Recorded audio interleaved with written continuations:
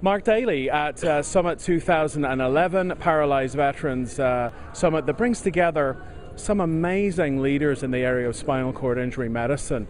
And I know regular listener viewers of our webcasts and our podcasts will of course be very familiar with the two gentlemen I have with me right now. They are, I suppose, in my mind and certainly in the minds of many people who talk about this issue, they are the leaders in the area of molecular revolution, a concept that you might have heard quite a lot about, especially with regard to some of the amazing breakthroughs that may be coming down the line. They are, of course, professors Steve Waxman and Jeff Kocsis of Yale. Gentlemen, I'm flipping my camera, that's why it's called a flip camera, around to see you two. And as always, you know, it's great to have you together because I rarely get the chance to actually interview you as a double act, even though I see your names together a lot. So, Steve, I'm going to start with you. What is it like to be associated with the Summit and, of course, with Paralyzed Veterans of America? Well, it's a special pleasure for me to be at this summit because of all the things I do, my relationship with PVA is the one that makes me most proud.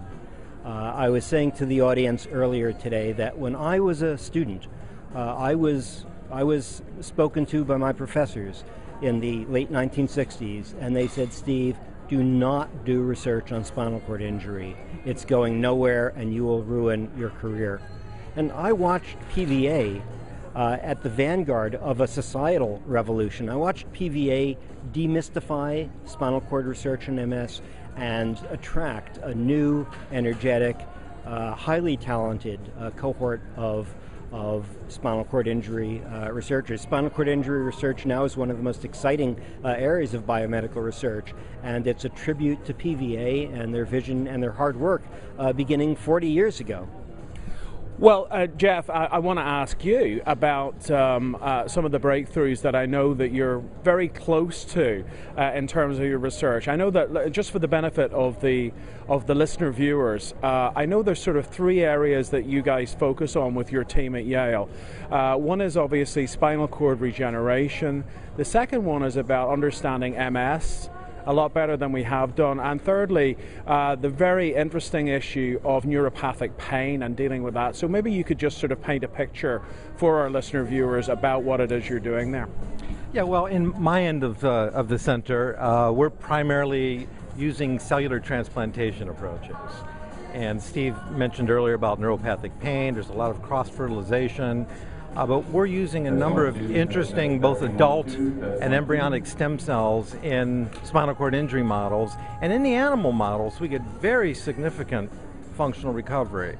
And we've just begun a phase 1 study, not in spinal cord injury, but in a stroke model, where we've successfully infused bone marrow cells, a stem cell from them, in a group of 12 stroke patients. We've learned a lot from that, and we're pushing aggressively to try to get a similar study done with subacute spinal cord injury.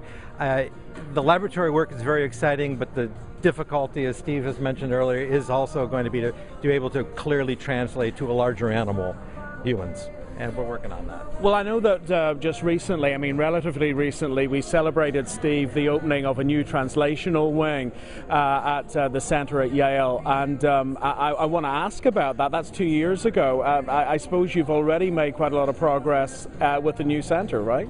We have made a lot of progress, and as Jeff said, we know that for us, as partners with PVA, research takes on a special meaning, a special mandate. Our research is aimed at human beings with paralyzing disorders of the nervous system that cause neuropathic pain and related diseases. And so in the new facility, we're moving rapidly, pinpointing the precise genes, the precise molecules involved in neuropathic pain.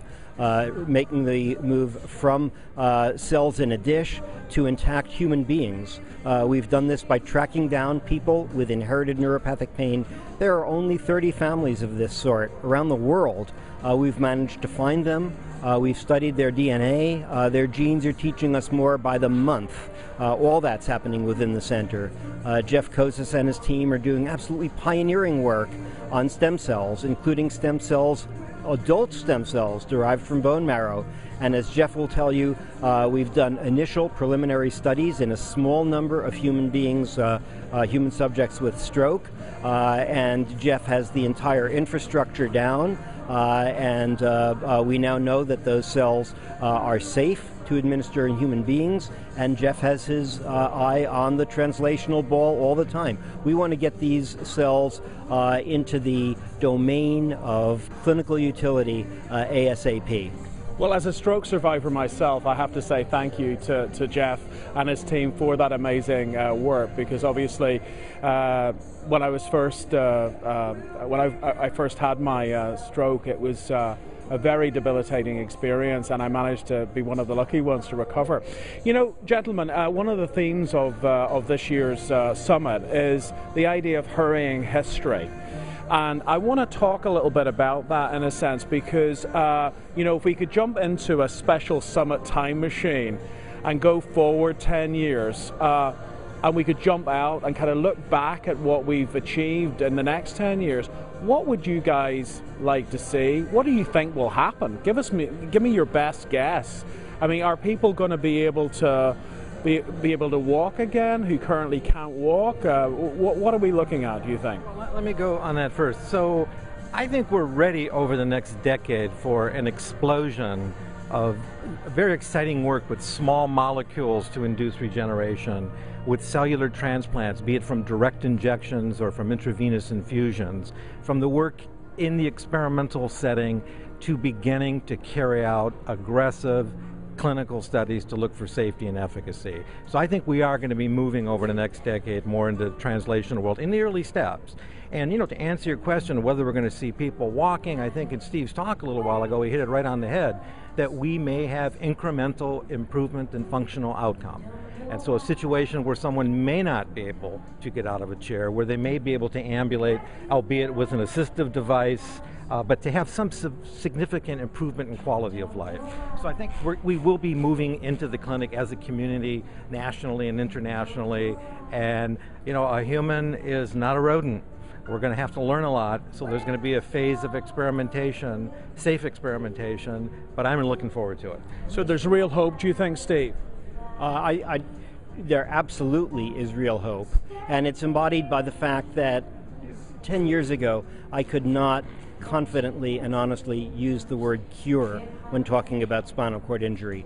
Today I can use that word with confidence and with absolute hope. Well, on that extremely visionary note, Jeff Kocsis, Steve Waxman of Yale University, thank you very much, gentlemen, and your staff for the wonderful work that you do.